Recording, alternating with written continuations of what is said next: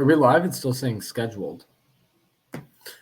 All right. Welcome back to the Paisan. Oh, now it's saying live. So, all right. Welcome back to the Paisan Sports podcast. Dante DePlacido, joined as always by Zach Deal. How you doing, Zach? I've been better, but we're here. So talking sports, nothing gets better than that. So Yeah, I mean, I think we're both a little down in the dumps after the Sixers round one series against the Knicks has all but ended. It would take a miracle at this point, obviously. So we are kind of in mourning here. I think the first three games, one of them being a win, the other two being very close losses. Game two looking like maybe we were robbed. But after this game four, in my opinion at least, I think it's clear that the Knicks are just simply the better team in this series. Well, yeah, I didn't know we were going to dive right into it and talk about rip it off like a Band-Aid. Yeah, but it's just more so like the background, because you brought up a good point about like the roster management and how the team's been created. And the first sign that this season was going to most likely be a wash was the James Harden trade. I mean, for them to get the return on the James Harden trade that they got and not get even the likes of a Norman Powell, a scorer for the bench, or somebody that could even fill in for a starting lineup, like you already knew that the season was going to be down. I know Nico Batum had the game of his life in the Heat playing game, but outside of that, he's a solid player, but he's also up there in age, and they just got nothing. Robert Covington hasn't even seen the court.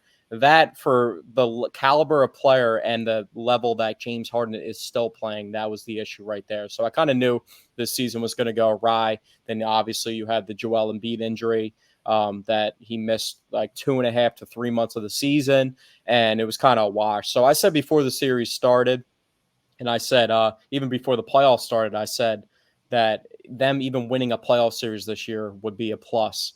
And we're in the situation now down 3-1 to a Knicks team. And I think people just kind of tricked themselves this year into believing that it wasn't going to be the same exact year when they probably had the most against them and the least talented team that they've had since Joel and them have been making the playoffs. So, I mean, Tyrese Maxey, I love Tyrese Maxey. He's a phenomenal player, but he's just not exactly at the stage at this point in his career of where they need him to be as a second fiddle player. And that's not saying that he hasn't been performing in the series, but what they need out of him and what they're asking of him and Joel Embiid and just what they're getting from the players around them is just not enough. So, I mean, I don't think it's a fair statement to say, that it was evident for a while that the Sixers wouldn't be able to win this year. I mean, if you look at how they performed when everyone was healthy and on the court together, that being, Joel Embiid, Tyrese Maxey, Kelly Oubre, and so on, I think they only had 3 losses on the season with everyone healthy and on the court. And they were blowing teams out left and right before the Joel Embiid injury. So and then when Embiid came back, they won 7-8 games in a row to cap off the season. I don't think it's fair really to be like, we kind of saw this coming. I think there was a good bit of hope. I truly do. I think this team looked really, really good at times. But like you said, I don't think Tyrese Maxey is quite ready just yet to fully perform in the playoffs, and I don't even necessarily think it's his fault. Last year when they were in the playoffs, he was the third option behind 2 solidified stars in Joel Embiid and James Harden. And he was kind of right there with Tobias Harris in terms of being the third option. He was ahead of Tobias Harris, but it wasn't the gigantic discrepancy that it is. The 8 points per game that a $35 million player is getting. Like it was like, I don't know their playoff numbers last year, but going into the playoffs, Maxey was averaging around 20 points per game, and Tobias was averaging around 15 points per game. As compared to Maxey now averaging 25 and Tobias averaging like 14. Like it's a much bigger discrepancy this year. So this is like the first time it's been like, all right, Maxey, like we really need a ton of production from you in the playoffs. It wasn't really that kind of responsibility for him last year. And it was an even smaller responsibility the year before that. I think probably the year before that, Tobias probably was averaging more points per game on the season than Tyrese Maxey.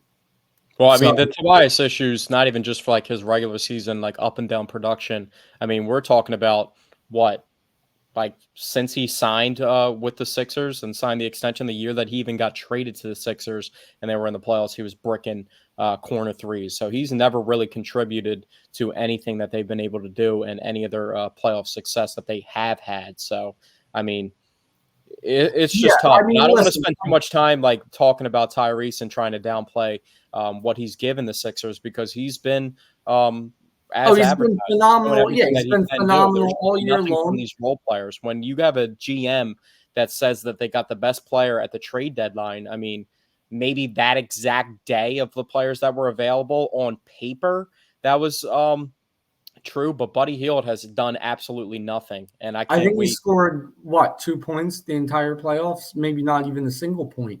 And And it hit really is threes. a I mean, shame. what I'm just happy that I mean, it looks like the season's going to end very soon, and I'm just happy that they're going to be able to free up $50+ million between Buddy Hield and Tobias Harris alone.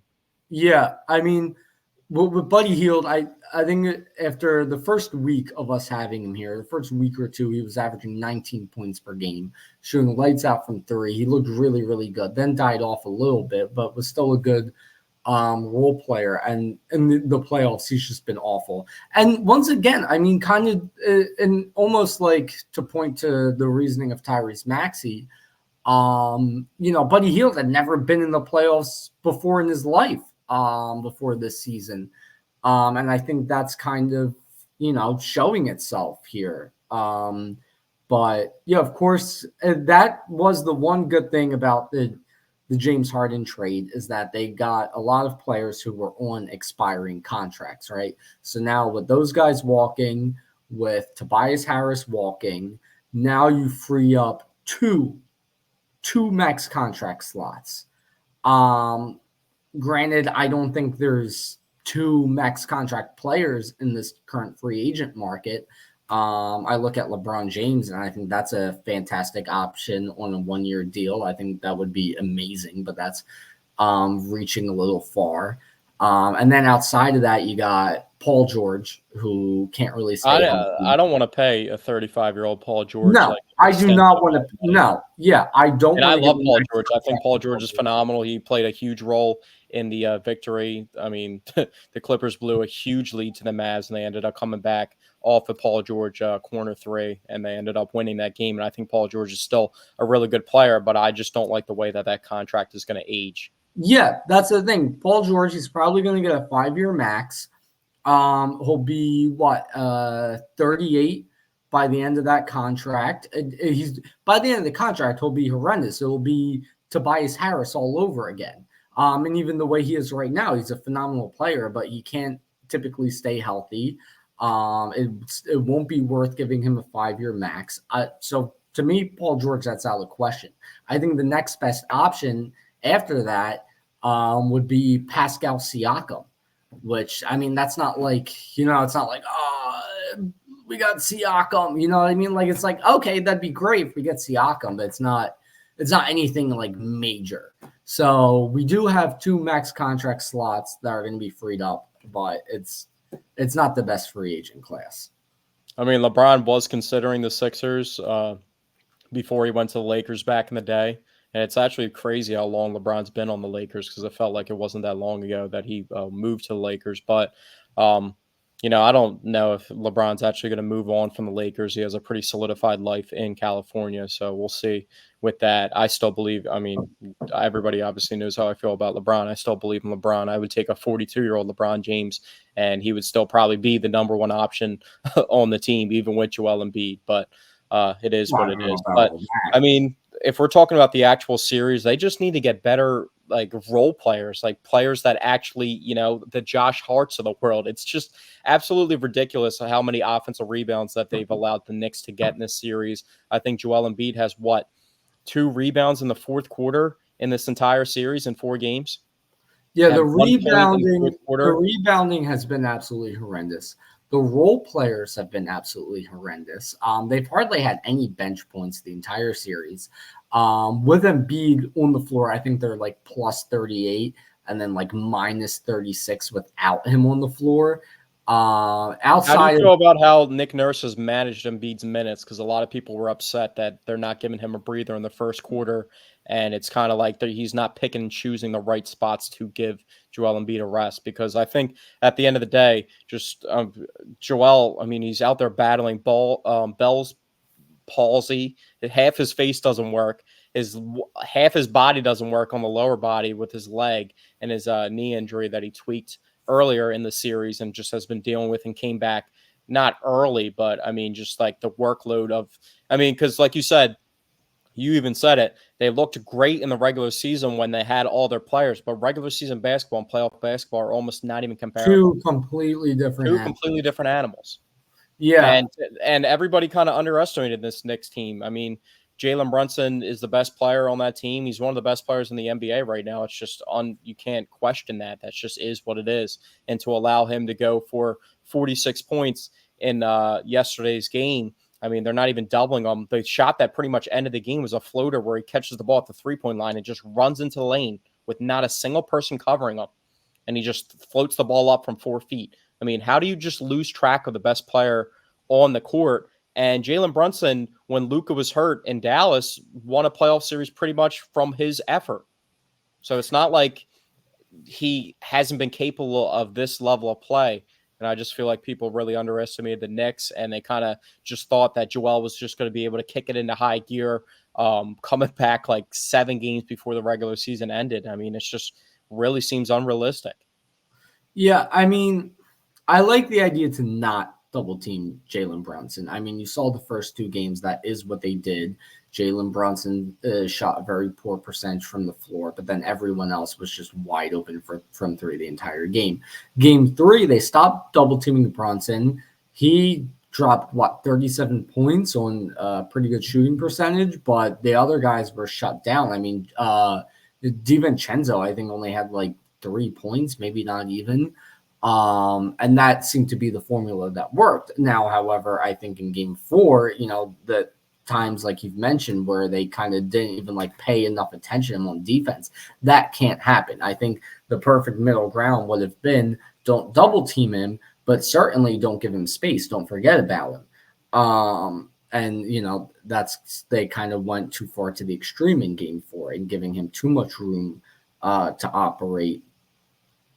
But I do think the one thing that really aggravated me from game 4, at one point in the game, Isaiah Hartenstein was sitting for a while because he had 5 fouls.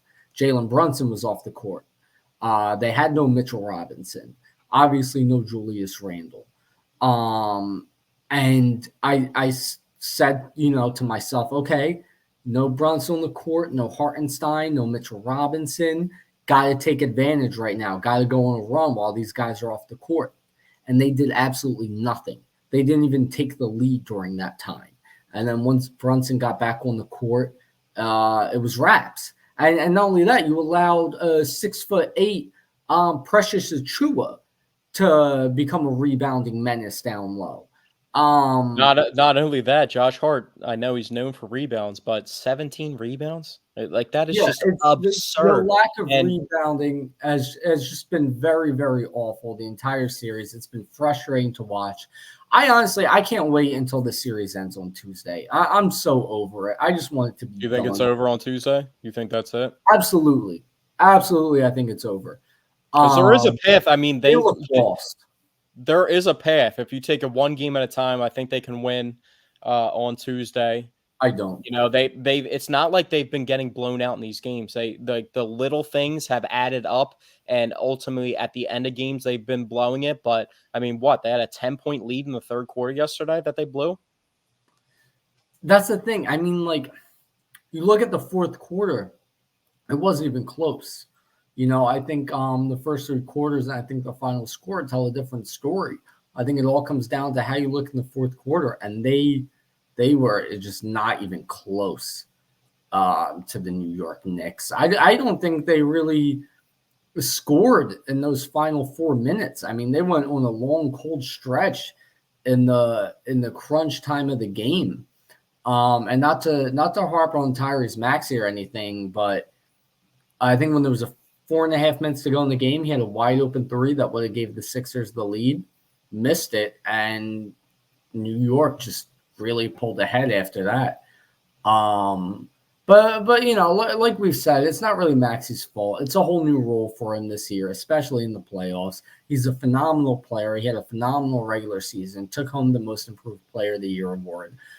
I think you know what? I think that's another reason why next year is really going to be the best year for them, because you're going to have Maxey truly in his prime next year.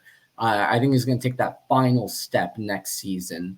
And Well, that's what B's, I was going to ask you, not to cut you off, but I was going to ask you, do you think Joel Embiid's timeline with Tyrese Maxey is actually ever going to add up with each other? I think next year is the window. I think that's it. I think you have Next next year opens year. probably up. I mean, we're talking about a 31-year-old Joel Embiid that's already had troubles, obviously, staying on the court. That's just his one harp to his game is just injuries, and we see it from players all around the league. I mean, this is probably the most injury snake-bitten playoffs that we can remember in quite some time. I mean, Kawhi is hobbling around with the LA Clippers. The Bucks don't have either of their star players, and they're playing dry. I mean, this is the opportunity here. I wouldn't say the East is completely open as other people say, because I mean, the Celtics were 64-18 this year, and outside of that one loss to the Heat earlier in the series, I mean, they've been absolutely dominating them without another injury to Jimmy Butler. So it just, I don't really know where the Sixers can make up ground for this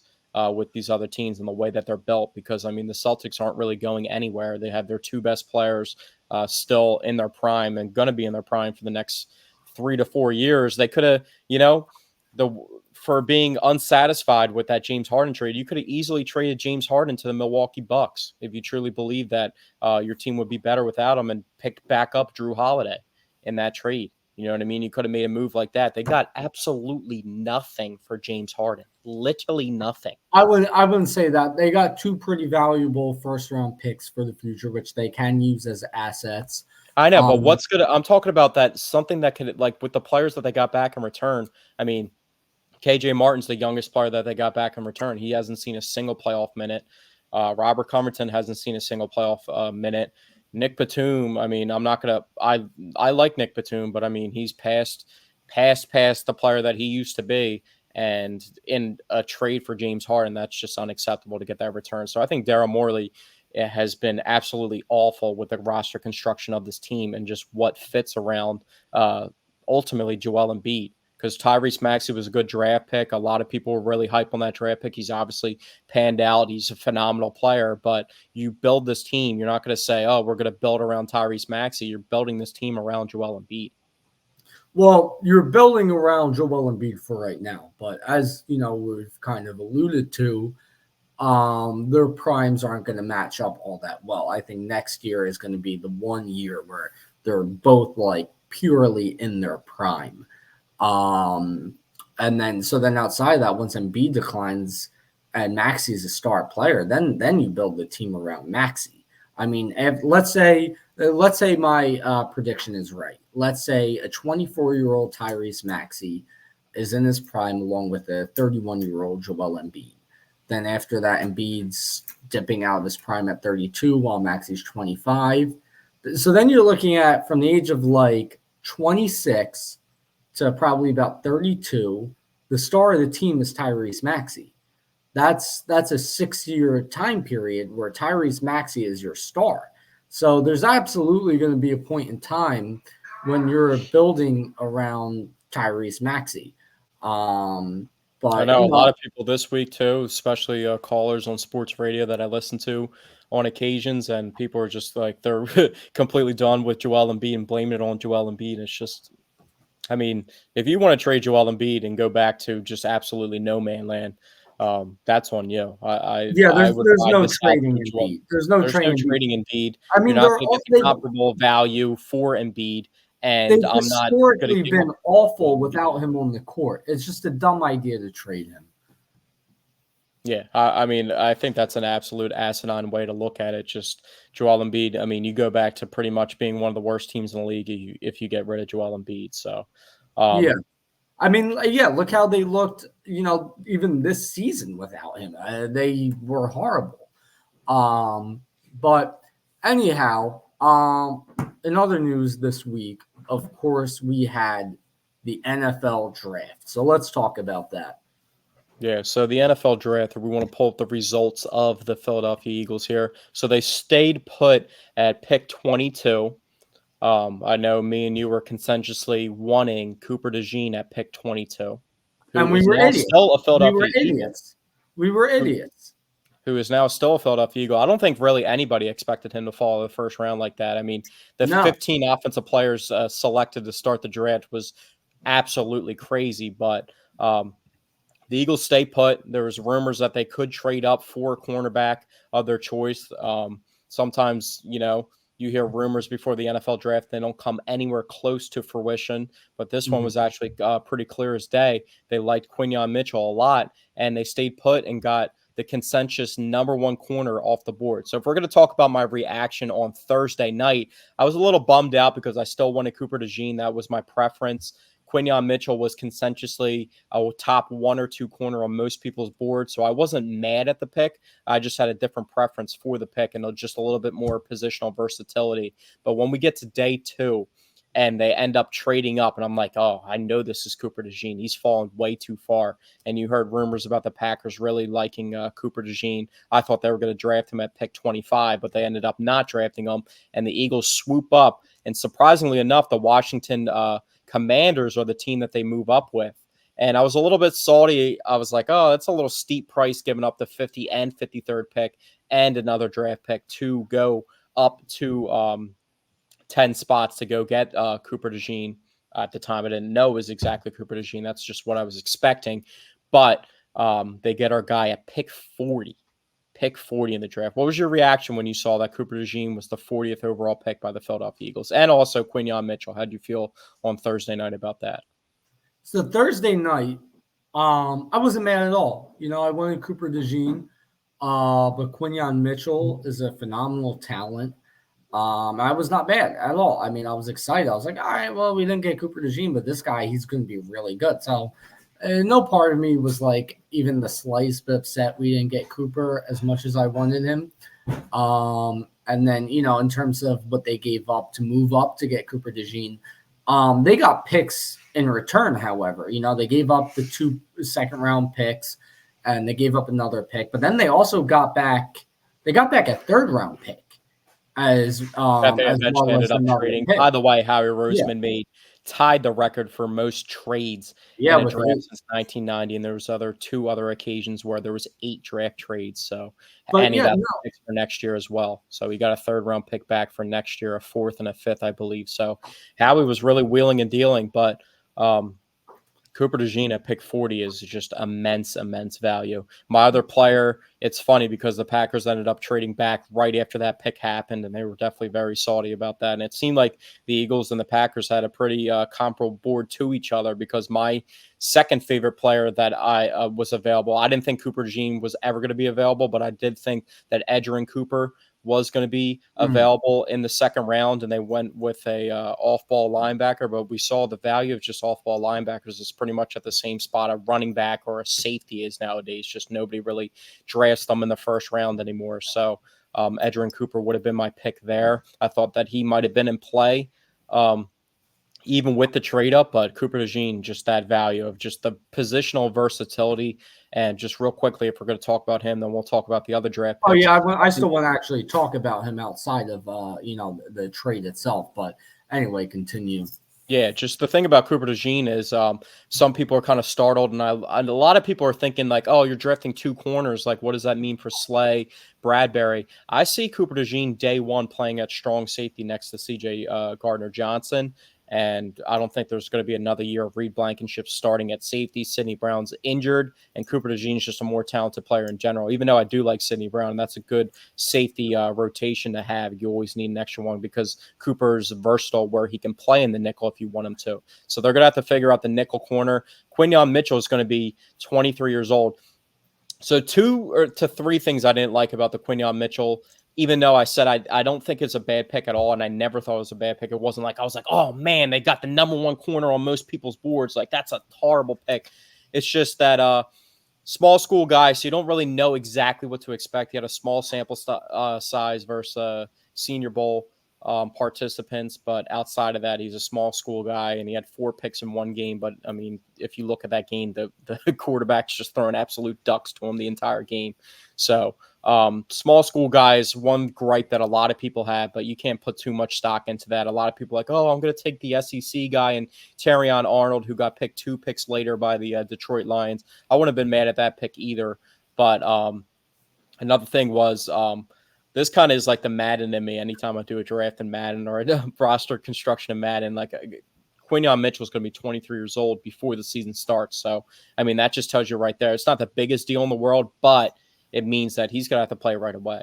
So he's going to go in there and most likely start right away. And it makes the most amount of sense because if you add somebody that's the top corner and with the pedigree that he has. But one thing that really calmed people's nerves a little bit was the way that Nick Saban talked up Quinyon Mitchell, talking about that was the number one transfer guy that they were trying to get, but he stayed put at Toledo and wrote it out, and he's apparently a real high character guy. So Quinyon Mitchell, I'm excited to see what he has to bring to the table. Cooper DeJean, a lot of people, like I said, they're like, what's going to happen with Slay and Bradbury? I think Cooper DeJean's going to start off as strong safety, keep Slay in there until his contract's up on one outside corner position. You have Quinyon Mitchell on the other, and they just have to really figure out the nickel position now. Yeah, I have a different outlook on things. First of all, I do want to actually speak on Cooper DeJean. I'm very, very excited to have him here. Very versatile player. I think he's going to have a phenomenal NFL career. Kind of one of the biggest names of the draft.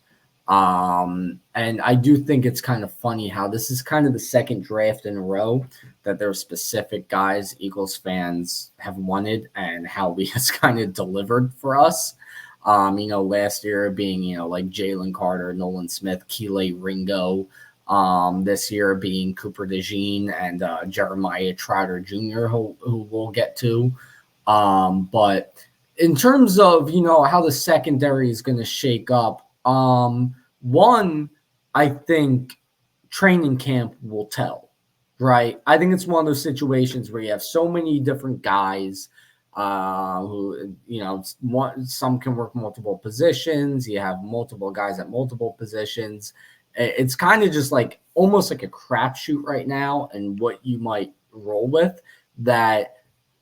I'm guessing what the coaching staff is thinking right now is let's see these guys in training camp. Let's see them a little bit in the preseason, and then we're going to make our decision. I don't think the Eagles. Also, just real quickly, Vic Fangio, it's not even exactly set what type of defense is going to be ran. So, yeah, it could be based on personnel. There's a lot of speculation that some of these picks were made for Fangio and the type of players that would fit into his defense. So, there's a lot of question marks there in itself, but I do feel a lot more confident than our defensive coordinator situation last year with an unprecedented switch 3 quarters into the season. Anyhow, the other thing I wanted to say, I don't like in terms of drafting 2 corners in rounds 1 and 2. First of all, drafting 2 corners, 2 potential star corners does kind of remind me of when the Eagles drafted both Lito Shepherd and Sheldon Brown. I can't remember if they were both in the same draft, rounds 2 and 3, I think, or if they were both a year apart. But either way, kind of similar vibe. And that was also when they still had Troy Vincent and Bobby Taylor. So that was also when they still so kind of similar situation. But anyway, I don't really necessarily look at it as like, oh, okay, so you drafted 2 corners, you can move 1 to safety. I think part of the way to look at it is now that you've drafted 2 corners and you really need a second corner right now you have 2 chances at getting it right. You know what I mean? If you were to just take Cooper DeJean or just take Quinyon Mitchell and one of them doesn't work out, now you're stuck. Now you're starting either, Keeley Ringo opposite of Slay, who may not be ready yet. I think he could do pretty solid, but I do think Cooper DeJean or Quinyon Mitchell will do better. or you would have to go with James Bradbury. That is if one of them doesn't work out. They go into training camp. It's apparent they're not ready yet, or it's like maybe this guy's a bust. You've gotten 2 chances at it now. It's almost an insurance policy to draft them both. And when the rest of your team doesn't really have any needs, there's no other positional need besides corner. I think using 2 picks on that position to make sure you get it right, I think that's a very, very smart move. So I think that is one aspect of it that may be a little bit overlooked. But also the other thing that you have to take into account, it's not like a forced thing with Cooper DeJean. He's actually played safety before, and I think that's where they have an opening. I mean, Reed Blankenship, to me, he's a solid player, but he's below average. Well, and I would start Sidney Brown. I would start Sidney Brown over Reed Blankenship. I know me and you have talked on this podcast before that we're not sold on Reed Blankenship. We seem to be the only Eagles fans. I don't get it. I mean, I've seen so many people on Twitter talking about, like, the obvious jokes about Reed Blankenship and Cooper DeJean in the secondary together. But I mean, I don't. Did you get see the reporter that asked him the question that? Oh yeah, that was horrible. That's probably honestly one of the worst questions I've ever heard a reporter ask. Yeah, what a dope. Although I don't know if you've seen on TikTok, it's been a trending sound with Cooper DeJean highlights where it's Billie Jean by Michael Jackson, but it's a Cooper DeJean remix where it's like DeJean is CB1. And also, speaking of the Cooper DeJean memes, I don't know if you've seen the nickname some people have came up for with him, but I think it's a brilliant nickname, and that's Cooper DeJohn. I think that's a fantastic nickname. That's Philly written all over it. So yeah, but I mean, if we're gonna extensively look at this draft class, you brought up a guy like Jeremiah Trotter Jr. So let's just go down the line of the players that they did select. So they ended up trading 50 and 53 and another draft pick to move up to pick 40. That was Cooper DeJean. And then they got that 78 back, 78th overall pick back from Washington in that trade. Ended up trading that to Houston. Then they got pick 86 from Houston that they traded to San Francisco. I don't even know why San Francisco and Philadelphia are on the line with each other. I mean, we're talking about 2 rivals. I don't even understand that. I don't even know why the Commanders would have entertained that thought. I know it's obviously, getting 2 draft picks back right next to each other, and you're only moving back a certain amount of spots. But in division, if I'm a GM, I'm not even picking up the phone. You know what I mean? But they get to pick 94 in the 3rd round, and they pick Jalix Hunt, which honestly, a lot of these players I heard of. I do watch a lot of college football, but Jalix Hunt was somebody I'd never heard of before. I hadn't heard of him either. And I was a little skeptical of the pick.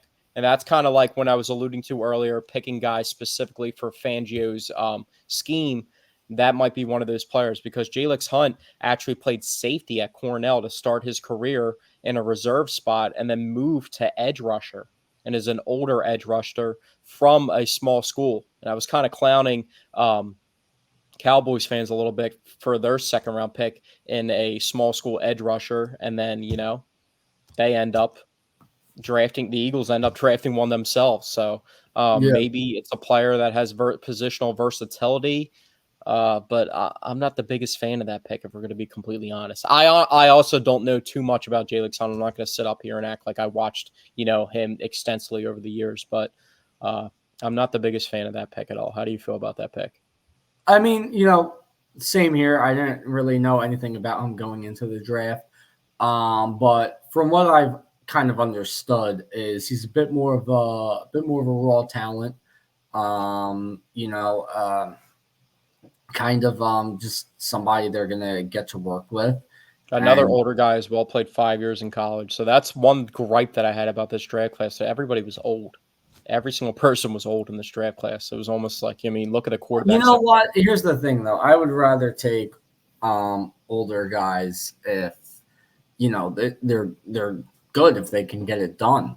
Yeah, I mean, age isn't, we're talking about a matter of years, but when you got guys that are rated so close to each other and you got, the Baltimore Ravens picking Nate Wiggins, who's 20 years old, as one of the top cornerback prospects, you know what I mean? It's definitely something to keep into consideration. But Yeah, we'll see how Jalix Hunt works. We'll see what position that he ends up playing. But some of these guys that are kind of unproven and they, have transitioning to different spots. I mean, we saw with Davion Taylor in the third round a couple years ago. It just completely didn't work out at all. So I'm not saying Yeah, that I'm not I going to had label high Jalix hopes Hunt for like that.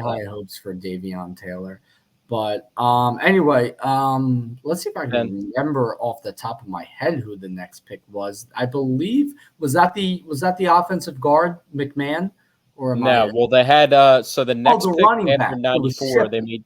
they made two trades in between that we mentioned with Houston, and then they made the one with San Francisco. Pick Jalix Hunt, and then the fourth round pick, number Will 120 Shipley. overall, that they got from the Kenny Pickett trade, the pick swap. They moved that to Miami, and I'm pretty sure Miami drafted the Tennessee running back at that spot. And then pick 123, that was also traded to Houston. And then they get to 127 and they pick Will Shipley, running Yep. back from Clemson. Right. It was a pretty interesting prospect. They did need another running back in the fiddle. I mean, Kenny Gainwell, you always need three guys. Boston Scott's not going to return to the roster, and that was pretty much solidified before the draft even happened. So picking up a running back in that Yeah, spot. it was a positional need for them, certainly. They also Um, signed a running back from Georgia, another Georgia guy in the undrafted free agent pool after the draft. But I'm only mentioning that going in order because we're talking about a running back right now. Will Shipley, though, is an interesting prospect. Somebody that could probably fill in and actually, we'll see if he can beat out Kenny Gainwell for the second spot. I mean, I don't think anything's going to be I earned don't behind or given to any player without being earned behind Saquon Barkley. I don't think Will Shipley is going to beat out Kenny Gainwell for that second spot, and that's just because, from what I understand about Will Shipley, I mean, he's I believe 5'11", 210, if I'm not mistaken. So he's more of an every down back, and Kenny Gainwell is more of a change of pace back, which is kind of more so what you want from your second running back, especially when your first running back is a guy like Saquon Barkley, who's your prototypical every down back. So I think Kenny Gainwell will beat out Will Shipley. I think and I hope Will Shipley will be pretty good as the third running back on this team. If Saquon Barkley ends up getting hurt, maybe Will Shipley can step up to the plate because, of course, Kenny Gainwell is not an every down back, and he is. And the one thing that I like, One way, real quickly, one way that Will Shipley can get onto the field is as a pass blocker, though. So yeah, very, very I good did pass see that blocker, he is a very and good pass blocker. that's something that the Eagles running backs haven't done well in a couple years. So that's something Yeah, that's interesting and to be on the lookout for. And not even just talking about this year with Will Shipley down the line. There's no guarantees that or that Kenny Gainwell is going to get signed to another contract, and it's not like that's an urgent need that you need to go do that. For your second running back. It's always, interchange them, and then whoever's behind Saquon's behind them. So Will Shipley, that's a solid pick in the fourth well, round. yeah. So the one more thing I just want to say about Will Shipley real quick, the one thing that kind of excites me is looking at the preseason, right?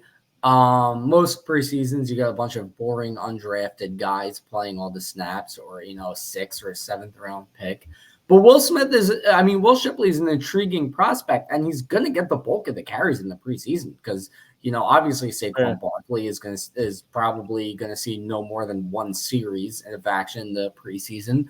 Kenny Gainwell, who's been around for as long as he has, he's not going to see a ton of action in the preseason. So that leaves Will Shipley to get a lot of carries in the preseason. So it kind of excites me to see a guy who was, who's an exciting prospect, who was drafted in the fourth round.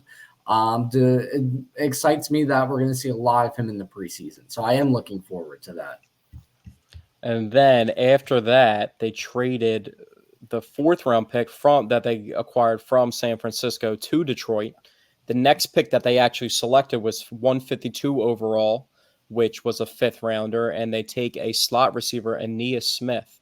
And he's actually a pretty interesting player because they do have a need at slot. They obviously signed Paris Campbell and Devontae Parker, 2 contracts. Also, I'm to not mention, sold on either of them though, so I do really yeah, like exactly. And this is somebody I actually like both receivers that they ended up picking. Oh That yeah, we'll went get down to the the line. other guy in a minute. I do And want to speaking that. of wide receivers, they ended up agreeing to a contract extension with AJ Brown, which came as a surprise. Howard Eskin was actually on top of it the day of, but I didn't think it was going to materialize that quickly.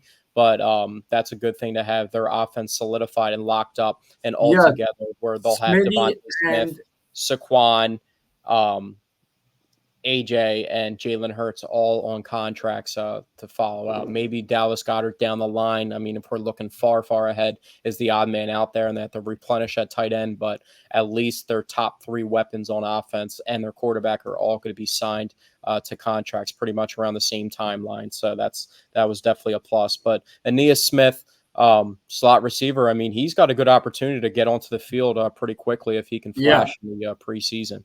absolutely. I mean, if he shows up in training camp in the preseason, because I mean, in terms of Paris Campbell and Devontae Parker, I mean, neither of them are going into training camp with the expectation that they're definitely the slot receiver of this team. It's a position that's a bit more up in the air. So Aeneas Smith. And it actually works out for a younger guy because you have 2 solidified studs on the outside to Mhm. where you can actually, I mean, you can't get worse than what they got at slot receiver from that position Oh last year. yeah, You know what I mean? So yeah, there and was that's the flashes thing. from Alimade Zacchaeus or however you say his name, but Olamide Zacchaeus.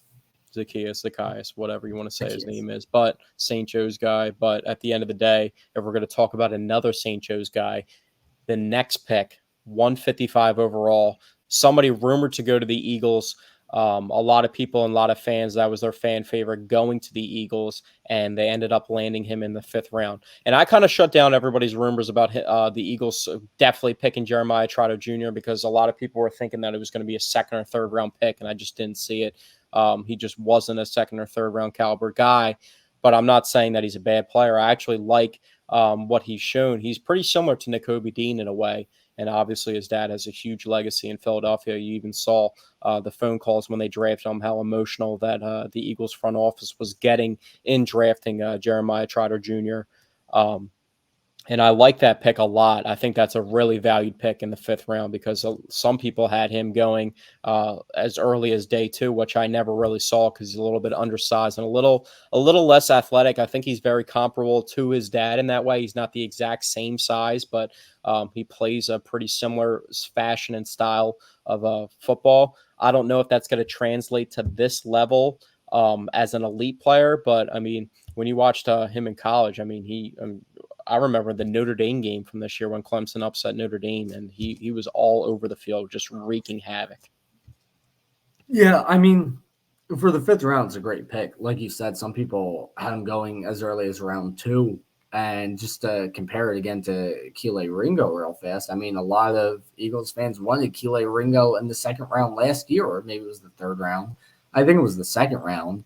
And they slipped all the way to round 4, and Howie nabbed him. And it's kind of a similar situation. Everyone wanted Trotter Jr. in the 2nd round, and Howie pulled it off with getting him in round 5. It seems like Howie kind of has some inside knowledge on if certain players are going to be slipping in the draft, how far they're going to be slipping in the draft, and then he's able to get them later in the draft and use those other I mean, picks. a lot of people alluded to, if we're going to go back to Cooper DeJean, right after Cooper DeJean was picked, it was a run of like 3 straight cornerbacks after Cooper DeJean was picked. So that just Yeah. kind of shows you how well Howie is at maneuvering the draft and just Oh, making trades and just absolutely. doing things. I mean, he's also the guy that, as much as you want to say Jordan Davis is a bust, he's definitely an NFL caliber player, but hasn't lived up exactly to expectations. And Kyle Hamilton was on the board as well, and they could have went that route. But you got to think a couple picks later with that pick, that the 2nd pick that they had in that draft, they ended up getting AJ Brown, and look what that's materialized into. So Yeah. Howie's really done his thing. So if we're going to go Oh, down the absolutely. line here, they had the Their next pick, 161 overall, that was traded to Washington. That was included in the Cooper DeJean trade. They got a pick from Detroit, 164, that they ended up shipping to Indianapolis, and then a compensatory pick that was traded to the New York Jets. That was 171 overall. 172 overall, another compensatory pick. They drafted Trevor Keegan, guard from Michigan. And, it's never really bad to pick a player from national champion. You know what I Yeah, mean? You're especially starting with a lot of experience. one of their better offensive linemen on an undefeated Michigan team, and now he heads to Stoutland University. So I really like this pick a lot. And a He lot of people does thought look they a were going to little go offensive slow. line like early in the draft too. A lot of people thought offensive line was going to happen in the first round. I thought that would have been an absolute waste of the pick. And you're drafting so far down the line now with all those offensive players going in the first round. You're not really getting one of the top offensive line prospects. I will But give a you shout don't out to need the to when Cowboys you have because the Jeff Cowboys Stout. did draft. If I did want one offensive lineman that I would have drafted at 22 and consider not with the top corners available on the board, that would have never been an option. But if, Terrion Arnold and Quinyon Mitchell were drafted before then and Cooper DeJean ended up getting picked in the top 20s, I would have considered taking Tyler Guyton. So I actually did think that was a good pick. Yeah, I gotta give the credit to the Dallas Cowboys. They picked a good one in round one, but I'm not too worried about it because all they're doing is just replenishing a loss. Yeah. So what are you gonna do? But yeah, I mean, look, you got Keegan now heading to Stoutland University. So that's the thing. The Eagles don't really need to take an offensive lineman high up in the draft. I mean, you look at Jordan Mailata, who's taken in the 7th round, had literally never played football before in his life, Yeah. and ended up. And guard is obviously one of those positions where you're not going to really spend a premium pick on a guard. It's something that you Yeah, can develop and you can kind of get by with having, especially with 3 contract extensions that they've done in the past like year and a half. They gave Lane the contract extension. Um, Landon obviously got paid this offseason as well as Mailata. So, I mean, just drafting offensive lineman that early just wouldn't have made sense. And they went out and got a guy, speaking of offensive line, in Mekhi Becton, a former first-round pick that started 16 games last year. I know he's had some injury concerns, but but the he's value heading on to that. Stoutland University. You know what I'm saying? And it goes with Stoutland University. It goes past just the draft picks. You look at a guy like Brandon Brooks. Not to say he was a bad offensive line before he came here. He was very good, but he was more so known as a run blocker at the time. His pass blocking was a little suspect before coming here. And after spending some time in Stoutland University, he was one of the best pass blocking guards in all of the NFL. So it goes even deeper than that. So Mekhi Becton, I think he'll be some great depth for this Eagles I mean, you roster. really can't get. I'm not going to say Mekhi Becton's the best offensive tackle in the world or anything like that, but having him as a filler option in case of injury for Lane Johnson, who Oh yeah, usually misses some games. I know he's more of a left tackle, but just a swing tackle. That's what they classified or him if as. Jordan Mailata gets hurt, Yeah, so exactly. I mean, it's a that there's great not that pickup. many better options that you can have on your roster. I mean, there's some teams that, it's kind of surprising that Becton didn't get signed until after the draft. But I mean, that's 25 years old. I'll take it as a former first round pick that started 16 games last year. So, Yeah, and not only um, that, if he can really develop into a better tackle after coming to the Eagles, I mean, how many years does Lane Johnson have left? 2. And so then that could It'd be possibly be surprising to a see him in the tackle in the fold for future. that long, depending on how much longer Lane Johnson does play. Even though I do think Lane Johnson's going to play a while, it'd be surprising to see Becton stay with the Eagles for that long. But if they truly believe in them and they give him enough money and he stays around, that would definitely be a candidate for a replacement option and just cheap on the market. That could be the same case with Devin White, where they sign him to a really cheap contract, a guy that's played a lot, and the Mekhi Becton's never played at the level that Devin White once played at as a linebacker coming from Tampa, but that could be a long-term solution of something that you didn't spend the most amount of resources on, which could really be a plus. But let's go down the line with these last 2 picks. 6th round, 185 overall. Johnny Wilson, gigantic receiver from Florida State. This is 6'7". actually really intriguing. I think this is Oh somebody that yeah. we could see in some preseason games really make some noise. He's not the most solid and complete receiver, but one thing that he does have an advantage is his size, and he can Hmm. immediately be a red zone target. I don't know if he's going to be able to play the slot, and I think that's kind of far fetched in a way. But if they can develop him over time and he can make the roster, that's interesting to see what he can actually turn into. Yeah, so real quick, just to speak on that, one, I think it is interesting in the draft where the Eagles take Jeremiah Tryer Jr. They do take a guy who some compare to Harold Carmichael in terms of height. Harold Carmichael was 6'8". This guy's 6'7". Now, in terms of him playing the slot, I don't see it being too far-fetched. I mean, I don't know if you personally have ever gone back and watched footage of Harold Carmichael. I certainly have, out of curiosity, being he's our all-time leading receiver. And Harold Carmichael wasn't necessarily just a guy that they would, throw the ball up to because of his height, but they also utilized his height in the short pass game because he was so big and so strong and so hard to tackle. They threw it to him short, a lot of screen passes, and they let him use that gigantic frame to get upfield. Well, one thing I'm hoping that they're not going to do is, as much as I love Julio Jones as a player for his entire career, is run those Julio Jones-esque screen passes that they ran all Yeah, last I year. mean, listen, the amount of screen passes they utilized last season was way too much. I definitely don't want to see a repeat of that, but I definitely would like to see them kind of utilize the same strategy they utilized with Harold Carmichael on Johnny Wilson.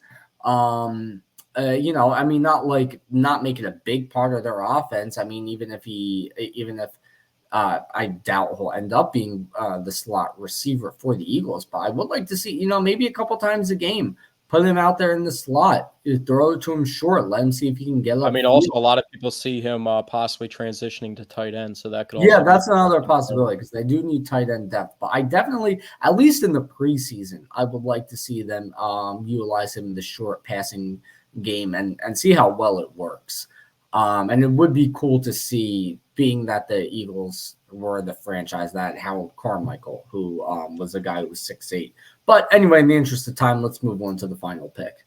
All right, the final pick, the final player selected was 6th round, 190 overall, 5 picks off of where Johnny Wilson was selected. Dylan McMahon, guard from NC Yeah, State. I got him. Another, I got his name confused with the other guy's name before, but yeah, so it's another offensive line prospect later in the rounds. But, I think the Eagles for a lifetime are going to be taking swings in the 5th and 6th round on interior offensive linemen and hoping that they can have anything come close to Jason Kelsey. So. yeah, I mean, it's at that point in the draft, you're just taking a shot on somebody, seeing what happens, seeing what Jeff Stoutland can do with him. So, hey, we'll see how it goes. It is now time for my meatball of the week. And my meatball of the week is the Atlanta Falcons. Because of course they signed Kirk Cousins to a 4-year deal this offseason. And then with the 8th pick in the draft, they said, you know what, we really need a quarterback. And they took Michael Penix. A really dumb decision. We talked a little bit about it pre-podcast. Doing either or would not have been a bad decision. Like if you were to just sign Kirk Cousins or just draft Michael Penix with the 8th pick, but doing both, it's just dumb. It's stupid. It's a waste of And it wasn't like they got like a 20-year-old quarterback prospect with all the tools in the bag. I love Michael Penix Jr., by the way. It's not about Michael Penix Jr., the player itself. It's just about Michael Penix Jr. is also a little bit older too. So by the time he sees the field, he's going to be 25, 26 years old. Yeah, because you got Kirk Cousins for 4 years. I just And think it's it's a crazy dumb move. how, this is like the 4th top 10 offensive player that the Falcons are going to draft. When is their offense going to be actually good? That's another good point as well. So you could, and here's the thing, you could look at it two ways. You could look at it as a waste of a top 10 draft pick when you sign Kirk Cousins, or you can look at it as a waste of money when you draft Michael Penix Jr. So either way you look at it, just a dumb move. Atlanta Falcons, you're my meatball of the week. Yeah, and I also feel like that started a run on quarterbacks. I mean, there was going to be a run on quarterbacks. I did think there was a sleeper chance that a lot of teams liked Penix Jr. more than McCarthy, and then you ended up seeing that. You could have said that the Denver Broncos were the meatball of the week for drafting Bo Nix at 12th overall. I thought that was Yeah, an absolutely horrific that pick. was a reach. Yeah. That was one of the worst draft picks, honestly, I've ever seen. And if that pans out, then I'll completely eat my words on that. But I mean, I didn't have Bo Nix anywhere near being a top 15 player in this draft, let alone I'm not even really sold on JJ McCarthy as well. But I kind of made sense that the Minnesota Vikings, I know Denver had to make a move at the quarterback position. They just traded for Zach Wilson, which was just going to be another revolving door of just absolute horrific quarterback play. So I guess, but I Well, mean, here's the thing. I'm a little I don't excited. know why the Denver Broncos would ever felt the pressure like somebody was going to come up in the top 15 or even trade up for Bo Nix, even with all those quarterbacks going that early. Yeah, yeah, no, that was dumb. It was definitely a reach. But I do want to say I'm a little excited for the Chicago Bears. Because what's crazy about the Chicago Bears, they have never had a star quarterback before. I mean, they've had some I was franchise thinking about it the other quarterbacks. day, and people really aren't like thinking about how bad they fleeced the Carolina Panthers. So Justin Fields, I thought they got a good when they traded up for Justin Fields back in the day. I actually thought they traded with the Giants. I actually thought it was like a really good move, and I had Justin Fields should have went to the San Francisco 49ers at pick 3 in that draft, and I think he might have turned out with the San Francisco 49ers just with Kyle Shanahan calling plays. And I don't think Justin Fields was even worthy of getting traded, but if you have a guy like Caleb Williams, I think Caleb Williams is going to pan out more than Justin Fields, so it makes sense. But I think look at Caleb that trade. Williams is going to be the first star quarterback in the history of the Chicago Yeah, Bears. and if you look at that trade, the Panthers traded so much to the Bears for their franchise quarterback, only for the Bears to have their pick and another pick and end up with the first overall pick, which the Panthers could have just had their selection of the quarterback of Caleb Williams that they wanted in Mhm. this draft, that they didn't do that. And the Bears were like, yeah, we'll just move on from Justin Fields and we'll just draft the number 1 overall player. Like, you literally cannot finesse a trade better than that, what they finessed. And then they doubled down on offense and got Rome Odunze at pick 9, which I thought was a phenomenal pick too. So I wouldn't be surprised that the Bears, are close to, Well, and that's the competing thing. in the That's NFC who the North. Falcons should have taken at pick 8. That's the reason he fell into the Bears' lap. And the Bears even, it was one of those situations like the Minnesota Vikings laughing at Bears are us. just out here fleecing everybody because the Falcons in Yeah. free agency paid Darnell Mooney like $13 million a year, which is their former wide receiver. So Yeah. it just But seems like the Bears have really been cutting ties. And the Bears started last season with their new GM. They started the rebuild with investing that much into the defense. And then obviously it paid dividends, and they upgraded their offense significantly, getting the DJ Moore trade back. I mean, even forgot just talking about it now. DJ Moore was in that trade. They just traded for Keenan Allen this offseason. They arguably have one of the best trios of wide receivers in the entire league now. yeah. But anyhow, shout out to the Chicago Bears. But real quick before we get out of here, and I wish we could have spoken about this more, but we are just about out of time. But shout out to the Philadelphia Phillies. Currently with 19 wins, tied for the most in baseball. Well, going into tonight, I don't know if any games have ended at this point. Probably it's already 10 o'clock. But the Phillies are just getting started, so whatever. But going into today, tied for the most wins in baseball at 19. Alec Boehm, absolutely on fire. One of the best hitters. Third highest batting average in the MLB right now. Yeah, one of the best hitters in I think baseball he at has this what the very second moment. most RBIs in the league as well. Something like that. Yeah, all of his stats, all of his hitting stats are basically top 5 in the MLB. He's having a phenomenal year, and it's great to have a guy like Alec Boehm have such a hot week after having Trey Turner have such a hot week. And the shout out to Bryson Stott for having a 2 home run game recently. It felt like a couple weeks ago they were really relying on their top star players, and when they weren't really doing anything, then they couldn't really create offense. And now Well, that's Brandon Marsh has been a big contributor to this offense pretty much all season. but now it kind of seems like they're rounding into a position where they found their cleanup hitter. I think Alec Boehm should be batting in the 4 hole for the rest of the Yeah, year. I think you're absolutely right on that. And just to speak on Brandon Marsh real fast, I did the math after he hit his sixth home run of the year. So now the math is a little skewed since then because I haven't done it since. But after Brandon Marsh hit his sixth home run of the year, that put him at about 12.8 at bats per home run on the season, which is very, very good. Now, if you assume Brandon Marsh finishes the season with the same amount of at bats as he did last year, which is a very small number to reach, very easily doable, he had 404 at bats last season. So, with all of that taking into account, Brandon Marsh, after he had a sixth home run of the year, technically on pace for 33 home runs on the season. Now, he's not going to finish with that many, but that just shows you how well he's hitting the ball right now. I mean, he's hitting, at this point in the season, Brandon Marsh is hitting like a 30 home run guy. Is basically what I mean by that. And it really just feels like, with all the gripes in the beginning of the season, what everybody was talking about, how rough the bullpen looked very early on. There's not really anything that you can really highlight out there. The biggest storyline that's kind of in a negative light is the return of Taijuan Walker and how he looked on Sunday and Not Spencer good. Turnbull. So Spencer Turnbull is actually going to make a start this week, and they're going to go with a 6-man rotation for the I week. didn't hear that. Yes, Oh, to give great. Zach Wheeler another rest of day off. Yeah, So that's I what think, I've been saying they should do, if anything. I mean, I would same thing like with the Eagles. I would actually there's one guy on each team I would love to see gone.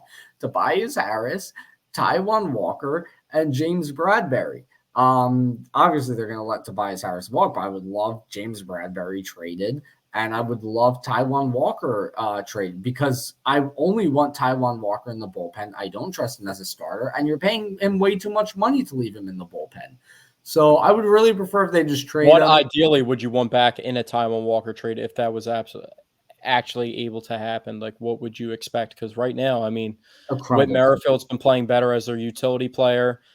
Johan Rojas has been batting pretty well, and obviously the stellar defense that he plays. Brandon Marsh and Johan Rojas are almost like You know taking what? over that I'll tell you platoon what I spot. would really like. I tell you what I would really like. I don't even think they necessarily need back an MLB a player in return.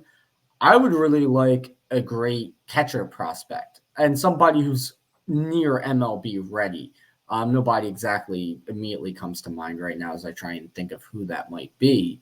But But I did trade JT. Logan O'Hop to the Yeah, Angels. they trade Ohape. I'm not sold on Marshawn.